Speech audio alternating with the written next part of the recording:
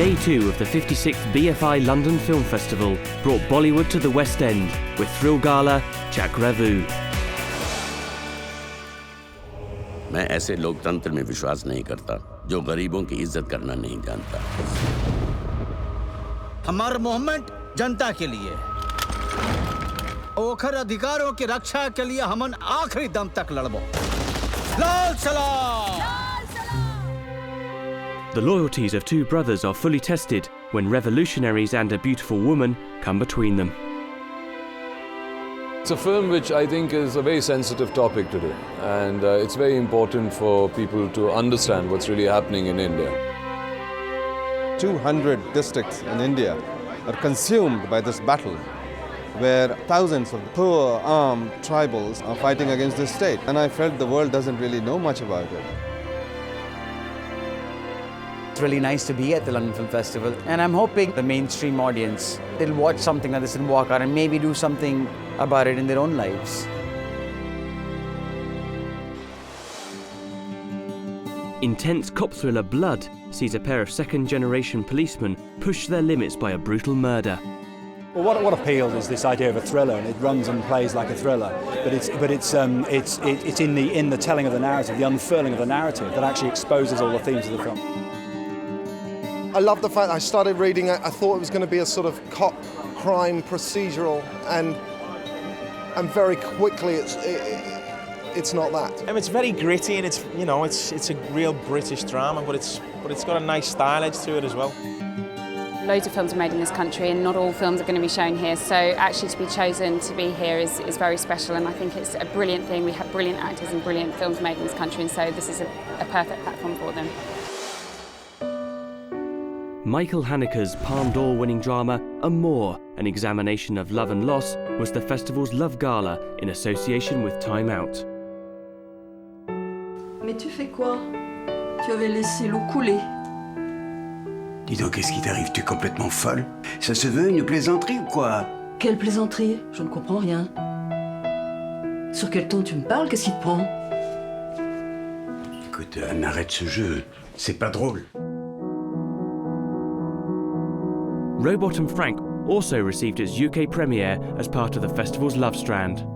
The originality of the script, the idea that somebody would actually write a movie in which the leading character was 70 years old and having problems with his brain, and his co-star would be a robot. How could you resist it?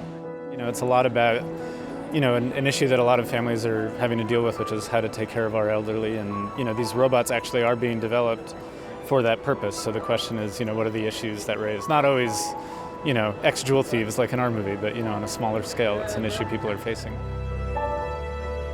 It's a buddy story between a robot and an old man. It's funny, it's touching, it's somewhat romantic and sweet. It seems to have all the right ingredients.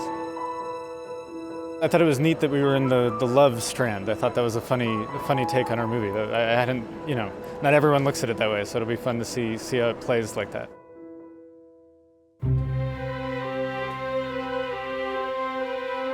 Director Matt Whitecross's Spike Island is a touching coming-of-age story set against a musical revolution that helped define a generation.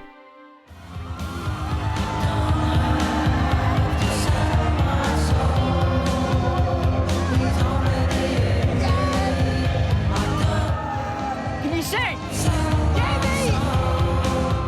Is it top?